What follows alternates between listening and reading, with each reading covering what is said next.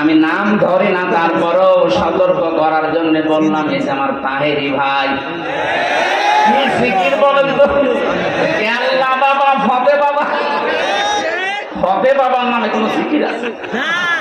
এখানে শব্দ ছিল মাআল্লাহি ইলাহান আখারা, আল্লাহকে ডাকে না তা না, ডাকে তার সাথে সাথে অন্য কাউকে যারা ডাকে তাদের শাস্তি হবে কয়টা বলেন? ডবল হবে, ডবল। যেহেতু রেকর্ড হচ্ছে, এটা সারা বাংলাদেশে কালকে ছড়াবে। যারা জেনে হোক না জেনে হোক এই গোনায় আছেন, আপনি এখনই থামবেন। আল্লাহ বাদে অন্য কারো জিকির করা মানুষের জন্য জায়েজ নেই। এমনকি নবীজিরও জিকির হবে না, নবীজির দরুদ হবে। কথা বুঝতেছেন? যেখানে নবীজির জিকির করা জায়েজ নেই, কিসের আল্লাহ বাবা, কিসের পদে বাবা? আজকে থেকে সতর্ক হবে। এই ধান্দায় কিন্তু ওরা মানুষকে জাহান্নামে নিয়ে যাচ্ছে। এরপরও যদি আপনি সতর্ক না হয়ে ওদের মতো জিকির করেন, জান আপনাকে আমি আরো ঠেলে দিচ্ছি। 2 নম্বরে ওয়ালা ইয়াকতুলুনান নাফসাল্লাতী হারামাল্লাহু ইল্লা বিল হক। অন্যায়ভাবে যাদেরকে হত্যা করা হয়, 2024 সালের 5 আগস্টের আগ পর্যন্ত যাদেরকে মারা হয়েছে, একটা আদালত কর্তৃক নির্দেশনা ছিল। কোথায় পেলেন? যেভাবেই হোক আপনি মেরে ফেলেছেন, আর মানুষ হত্যা করার জন্য আপনার শাস্তি হবে। আল্লাহ বলছেন ডবল। কথা বলেন না কেন? আজ এই মানুষগুলো এখনো পর্যন্ত বিশ্বের মডেলদের স্বীকৃতি পাওয়ার জন্য বিভিন্ন মিথ্যা কথা মানুষকে শোনাচ্ছে। বিশেষ করে 8-10 দিন এটা বেশি চলছে। যারা 2 বোন মিলে পালিয়ে গেছে, ওরা 2 জনই এখন বিশ্বের মানুষকে কথা জানাচ্ছে যে আমরা নির্বাচিত ছিলাম, আমাদেরকে উৎখাত করা হয়েছে। এটা ডাহা মিথ্যা কথা। আপনি যদি এখন কোন ঘোড়াকে জিজ্ঞাসা করেন যে 15.5 বছরে বাংলাদেশে নির্বাচন হয়েছে, ও হাসবে। কথা বলি, 15.5 বছরে নির্বাচন হইল কবে?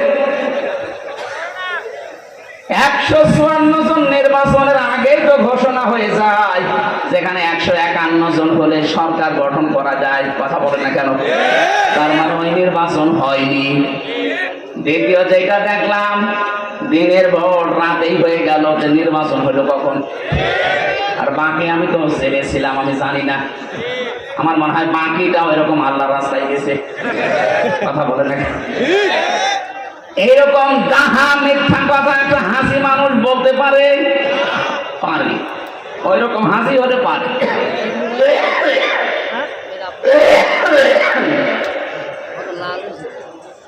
হাসি ওই রকম হলে পারে। হাসি আমি আরো দেখেছি দুনিয়াতে, তাদেরকে আপনি পিটিয়ে মেরে ফেলবেন, তারপরও মুখ দিয়ে মিথ্যা বলাতে পারবেন না।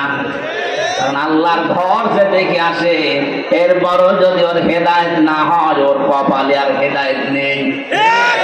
কোরআনে কারিমে আল্লাহ জানিয়েছেন,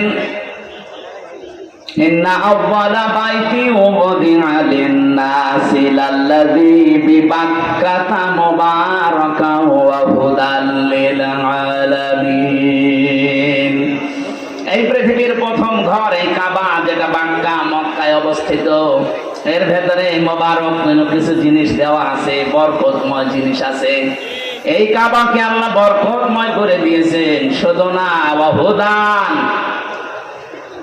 লিল-আলামিন, বিশ্বের মানুষের জন্য এটা একটা হেদায়াত। এটা কি? কাবা শরীফ দেখে আসার পরও আপনি মিথ্যা ছাড়তে পারেন না, তার মানে আপনার কপালে হেদায়েত নেই। কথা বলেন না কেন? এর পরের শব্দে আল্লাহ যেটা জানিয়েছেন, ওই শিক্ষা দেওয়ার জন্য আমি পয়েন্টটা আনলাম। ভালো করে শুনবেন। কোরআনে কারীম জানাচ্ছে, ওয়া মান দাখালাহু কানা আমিনা। এই কাবার মর্যাদা এত বেশি আল্লাহর কাছে, কোন মানুষ যদি কাবার চত্বরে আসতে পারে, আল্লাহ তাকে নিরাপত্তা দিয়ে দেয়। আপনি বোঝেননি এখন আমি কি বলতে চাই? এবার আমি বোঝাচ্ছি। কাবার এলাকায় গেলে নিরাপত্তা দেয় কে? আরো জোরে। ওখানে ঘর আছে কার? আরো নিদর্শন আছে। ফীহি আয়াতুম বায়্যিনাতুম মাকামু ইব্রাহিম। ওখানে বহু নিদর্শন আল্লাহর আছে স্পষ্টতার ভেতরে। মাকাম ইব্রাহিম একটা, আমি যেটা এই আয়াত থেকে শিক্ষা দিতে চাই, প্রায় 8টা-9টা তাফসীর আমি মিলিয়ে বের করেছি। কাবার চত্বরে আল্লাহর নিদর্শন আছে, আল্লাহর আইন ওখানে চলে। আইন চলে কার? আরো জোরে বলেন।